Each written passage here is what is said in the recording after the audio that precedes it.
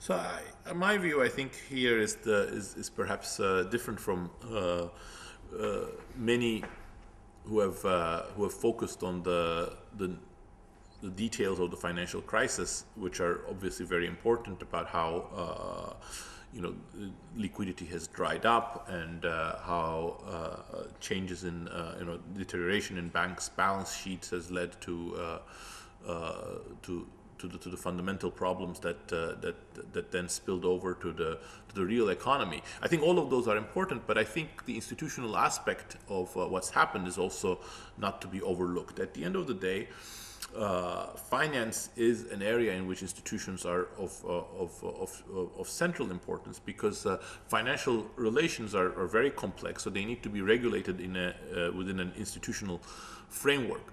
There has been a move in the United States and also in Europe towards deregulation of finance, for example. But deregulation doesn't mean that we're taking institutions out of finance. It means that we're just changing the role of institutions.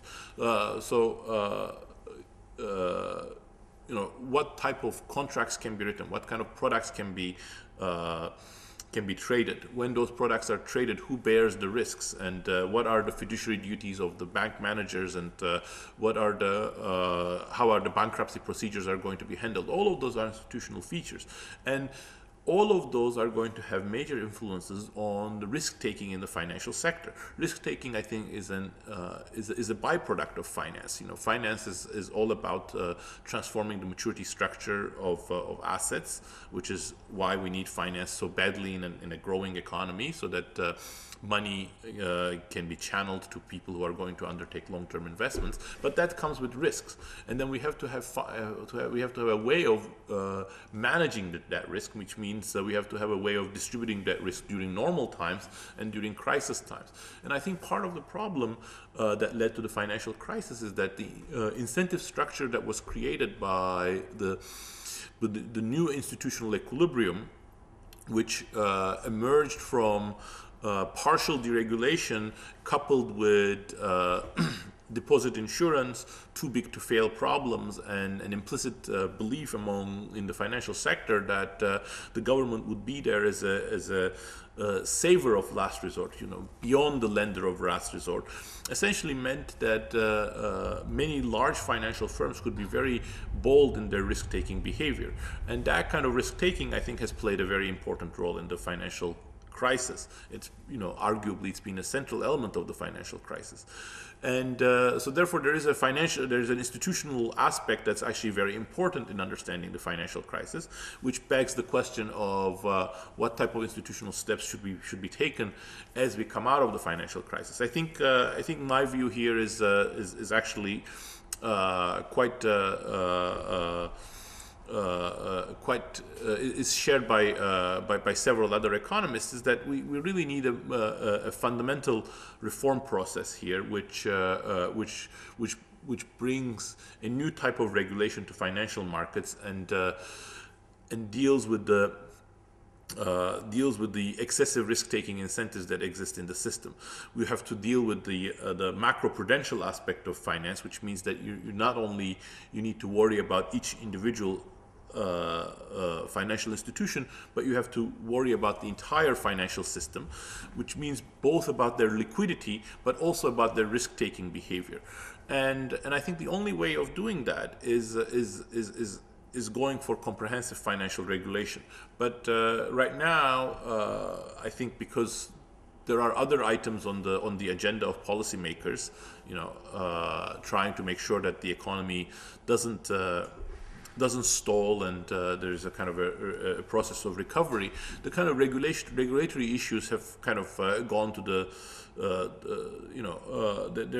they're not the prime items on the agenda. And also, I think there is a political economy aspect to the entire regulation process as well. At the end of the day, finance is a lot about expertise and knowledge and specialization, and the people who really have the expertise and the knowledge in the financial sector are those who are the bankers who really need to be regulated at the end. So it's very difficult to find a system that really is going to use the right type of information, the right type of expertise, and still is going to to prevent these excessive risk-taking incentives. And it's also very difficult from a political economy point of view to actually make such regulations pass through the political process, because the people with the expertise are not always going to be happy with additional regulations coming and restricting their potentially profit-making opportunities that are going to come up as we now end the financial crisis and the recovery starts. So there are two dimensions of difficulty here when it comes to regulation. First, how do we actually create the right regulatory framework that leverages the information of not only the insiders but also the people who have information about and have expertise about how the financial sector should be regulated, what type of financial products should be allowed, and how the balance sheets of banks and how their risk-taking behavior should be regulated. And second, there is a political aspect of it, which is that those type of regulations, even once we decide what is right, that we have to actually find the political will to actually pass them despite resistance from powerful and informationally sophisticated players in the market.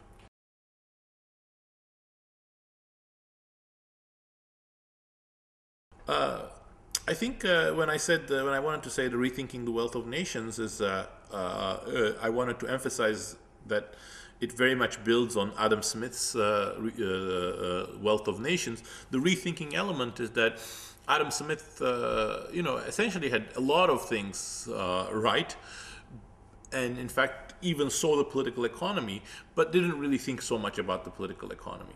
So the rethinking part is all about political economy, the political incentives. And I see those political incentives as also being central about the world economy as we are moving forward.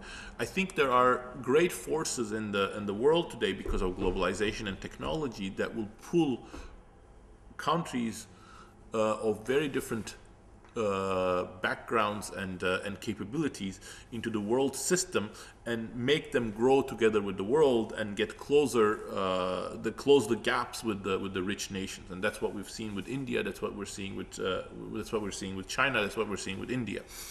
However, there will still be, as we move to the next 20, 30 years, there will still be many nations that will be unable to make that transitions because their political structures are just totally dysfunctional. In particular, there are going to be those like North Korea and Burma that live under dictatorships that entirely stifle economic growth for the reasons that we've already talked about. And perhaps equally important, there will be all of those failed states like those in in West Africa or East Africa, like in Somalia, Liberia, Sierra Leone, which are still in a kind of a civil war or civil conflict cycle, which obviously makes any kind of economic activity seriously hampered.